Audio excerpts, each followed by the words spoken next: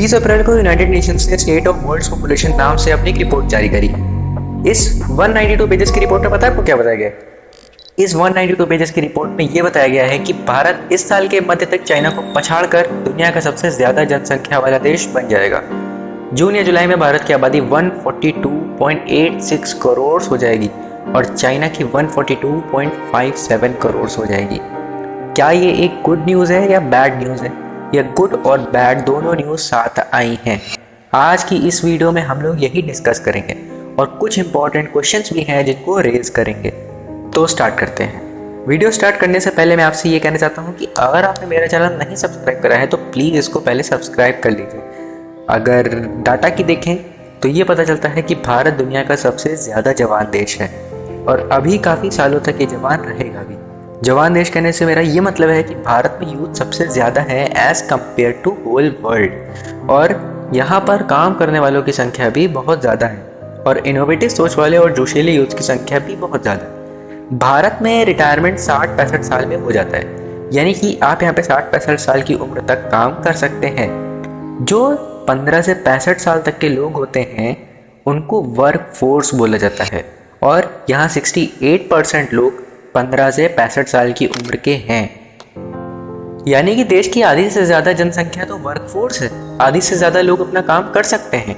सोचिए कितनी बड़ी वर्कफोर्स है हमारे पास, जबकि अमेरिका में 15 से 64 साल तक के लोग पॉपुलेशन का 60% है और चाइना में तो अब ये हाल है कि वहाँ हर तीसरा नागरिक बूढ़ा है और एक बुजुर्ग कितना ही काम कर सकता है। खैर, चाइना की इस हालत पर अलग से एक वीडियो बनाऊंगा। अभी भारत की बात करते हैं। भारत में इतनी बड़ी वर्कफोर्स है पर साथ ही साथ यहाँ पे 10 से 24 साल की जनसंख्या भी बहुत है, यानी कि जो लोग 10 से 24 साल की उम्र के बीच में हैं वो भी भारत में बहुत ज़्यादा है। लगभग 28% ऑफ पॉपुलेशन 10 से 24 ईयर्स के बीच की है और इस उम्र के लोगों में इनोवेटिव सोच बहुत हाई रहती है। वो बहुत ज़्यादा जोशीले होते हैं, वो एक अच्छे लीडर भी बन सकते हैं और हमारे पास इतनी बड़ी वर्कफोर्स है ही है तो लेबर की भी कोई कमी नहीं है। देखिए, जितने ज़्यादा टैक्स पेयर होंगे देश की इकोनॉमी उतनी ज़्यादा बढ़ेगी और जितनी ज़्यादा इकोनॉमी होगी उतने बड़े बड़े बजट अनाउंस होंगे जिससे खूब विकास होगा। और हमारे पास तो दुनिया की सबसे बड़ी वर्कफोर्स है और अगर हम इस बड़ी वर्कफोर्स का पूरा फ़ायदा उठाएं तभी हमारी ग्रोथ हो सकती है, वरना इतनी बड़ी वर्कफोर्स हमारे सर पे बोझ हो जाएगी जो कि अस्थिरता की स्थिति पैदा कर देगी। पर अगर आप सोचिए कि ये पूरी वर्कफोर्स अगर एम्प्लॉयड हो जाए या maximum percentage of workforce employed हो जाए तो सोचिए कितना ज़्यादा टैक्स आएगा। अगर ये लोग सब मिलकर काम करें तो हम लोगों की अर्थव्यवस्था को पंख लग जाएंगे, आई गारंटी। देश में हर साल 90 लाख नई नौकरियों की ज़रूरत है पर ऐसा हो नहीं पा रहा है और हर साल यहाँ पर 25 मिलियन यूथ वर्कफोर्स में उतरते हैं पर उनमें से सिर्फ 7 मिलियन को ही नौकरी मिल पाती है।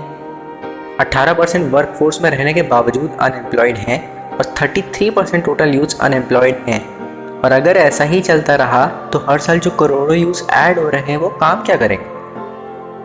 पर बहुत बड़ी चिंता की बात तो ये है कि देश में मात्र 5% यूथ ही स्किल्ड हैं। मतलब 500 मिलियन यूथ का सिर्फ 5% हिस्सा ही स्किल्ड है और ये मैं खुद नहीं कह रहा हूँ, ये वर्ल्ड इकोनॉमिक फोरम का कहना है। और अनएम्प्लॉयमेंट का मेन रीज़न ये भी है, आखिर कौन सी कंपनी अपना घाटा कराने के लिए बिना स्किल्स का स्टाफ रखेगी। खैर, मोदी सरकार ने यूथ में स्किल्स डेवलप करने के लिए बहुत से स्टेप्स भी लिए हैं, जैसे प्रधानमंत्री कौशल विकास योजना, उड़ान, skills acquisition and knowledge awareness for livelihood promotion, standard training assessment and reward scheme, polytechnic scheme. ये सब कई तरीके की स्कीम उन्होंने लॉन्च करी। देखो, एक फैक्ट तो है कि अगर स्किल्स नहीं होंगी तो नौकरी भी नहीं मिलेगी और स्किल्स डेवलप करने के लिए जो सरकार ने स्टेप लिया है वो पर्याप्त नहीं है।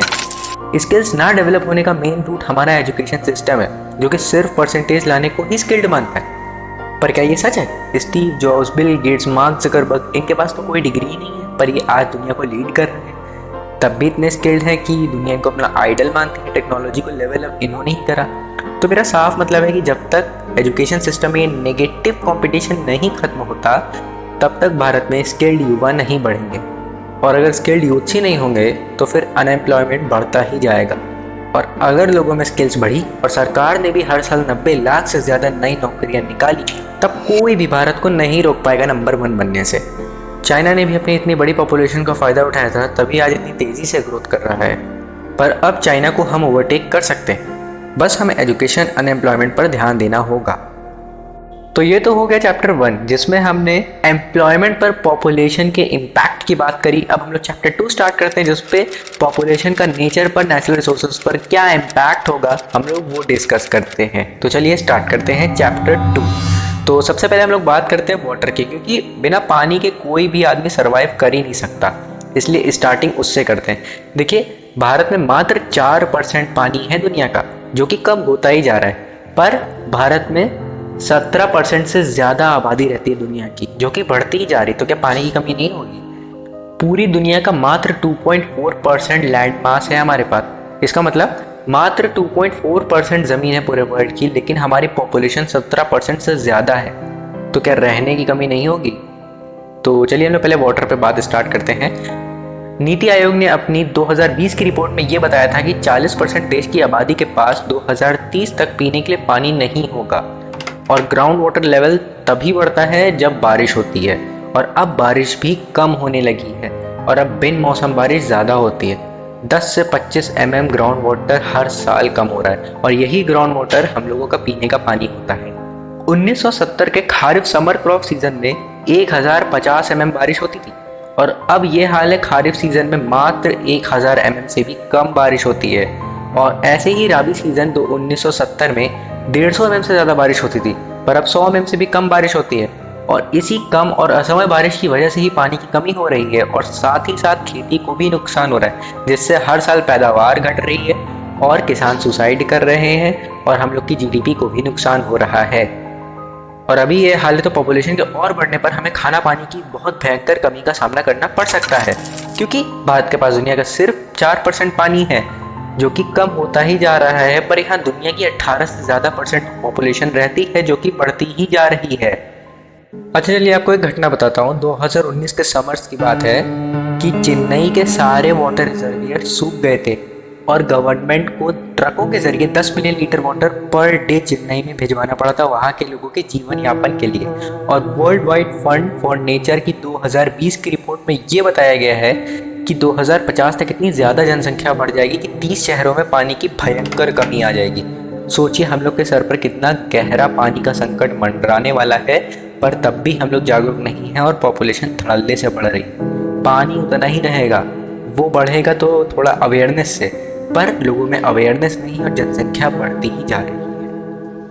वाटर के अलावा भी कई सारे नेचुरल रिसोर्सेज हैं जो कि कम होते जा रहे हैं, क्योंकि नेचुरल रिसोर्सेज बढ़ते नहीं हैं, उनको बढ़ने में बहुत ज़्यादा साल लगते हैं, पर खत्म होने में मात्र कुछ महीने का ही टाइम लगता है। जैसे कोल की बात करें, कोल नहीं होगा तो इलेक्ट्रिसिटी भी नहीं मिलेगी, पर कोल को बनने में बहुत साल लगते हैं, लेकिन उसको खत्म होने में ज़्यादा टाइम नहीं लग रहा है। और कोल के ही कारण भारत की 55% एनर्जी नीड्स पूरी हो रही हैं, और अब भारत के पास मात्र 111 साल का ही कोल रिजर्व बाकी है, वो भी अगर इतनी ही पेस से यूज़ होता रहा, वरना ये रिजर्व 80-90 साल तक ही सीमित रह जाएगा। पर पॉपुलेशन बढ़ेगी तो यूसेज बढ़ेगा, तो एनर्जी रिक्वायरमेंट्स भी बढ़ेंगी, इसलिए जाहिर सी बात है कि कोल भी 80-90 साल तक का ही मेहमान है, उसके बाद तो खत्म हो जाएगा। ये 80-90 साल कुछ लोगों को बहुत ज़्यादा लग रहे हैं, पर ये सोचिए कि 80-90 सालों बाद क्या धरती खत्म हो जाएगी? क्या तब लोग नहीं रहेंगे? तो उनके लिए इलेक्ट्रिसिटी कहाँ से आएगी? 80-90 साल बाद तो आपके नाती पोते होंगे ना, वो कैसे अपनी एनर्जी रिक्वायरमेंट्स पूरी करेंगे? कहने को तो भारत में कोई कमी नहीं है, लेकिन कमी होने वाली है। बात कर लेते हैं फूड की। देखिए कहने को तो भारत में कोई फूड शॉर्टेज नहीं है, पर फिर भी यहाँ पर हर साल 3 लाख से ज़्यादा लोग भूखे मरते हैं। 2 लाख से ज़्यादा लोग यहाँ पे सेफ वाटर नहीं पी पा रहे और पॉल्यूटेड वाटर पी पी कर मर जाते हैं। और क्या पॉपुलेशन बढ़ने पर ये आंकड़े बढ़ेंगे नहीं? और अब बात करते हैं लैंड एरिया की। देखिए भारत में मात्र दुनिया का 2.4% लैंड मास है, लेकिन यहाँ की पॉपुलेशन वो तो 18% को टच करने वाली है। और अब आप खुद सोचिए कि अगर देश में रह रहे लोगों की संख्या बढ़ेगी तो जाहिर सी बात है उनके लिए घर, उनकी सुविधाओं के लिए हॉस्पिटल्स, स्कूल्स, मॉल्स, मार्केट्स की भी व्यवस्था करनी पड़ेगी। और अब शहर तो ओवर क्राउडेड हो गए हैं, इसलिए शहरों की आउटर एरियाज में लोग नज़र डालेंगे, जिससे गांव या जंगल मुश्किल में आएंगे। देखिए सब डेवलप तो होना ज़मीन पर ही है, और ज़मीनों पर ही जंगल और गांव हैं, और जो ज़मीन शहरों पे थी वो पूरी की पूरी भर चुकी है, इसलिए आउटर एरियाज पे नज़र तो डालनी ही पड़ेगी। क्या इससे नेचर को नुकसान नहीं होगा? क्योंकि बनता तो सब ज़मीन पर ही है ना, वो ज़मीन लाएंगे कहाँ से? शहरों में मिलती नहीं है, फिर ये बिल्डर्स वगैरह खेती की ज़मीन जंगलों पर नज़र डालते हैं। और 1947 से 2023 तक जंगल 50% से ज़्यादा खत्म हो गए और हम लोग क्लाइमेट चेंज जैसी भयंकर आपदा से गुजर रहे हैं और धरती पर का टेम्परेचर बढ़ता ही जा रहा है। ऐसे में हम सबको पेड़ लगाने की और वन क्षेत्रों को बढ़ाने की ज़रूरत है, पर अगर वन क्षेत्र बढ़ाएंगे तो लोगों के आशियाने नहीं बन पाएंगे। और अब तो इंसान का इतिहास रहा है, उसको भले ही 100 बलि देनी पड़ जाए पर उसको अपनी सुविधा से समझौता नहीं करना है। तो क्या हम बढ़ती आबादी से ये आशा कर सकते हैं कि वो जंगल नहीं कटने देंगे? तो ये थी तमाम बातें जो कि बढ़ती जनसंख्या से लिंक्ड थी और मेरा आपसे निवेदन है कि आप इस मुद्दे पर जैसे भी विचार रखते हैं उनको प्लीज़ कमेंट सेक्शन में बताइए। और अगर आप इस वीडियो का पार्ट 2 चाहते हैं तो वो भी कमेंट सेक्शन में बताइए, मैं पक्का पोस्ट करूँगा। तब तक के लिए धन्यवाद। वंदे मातरम।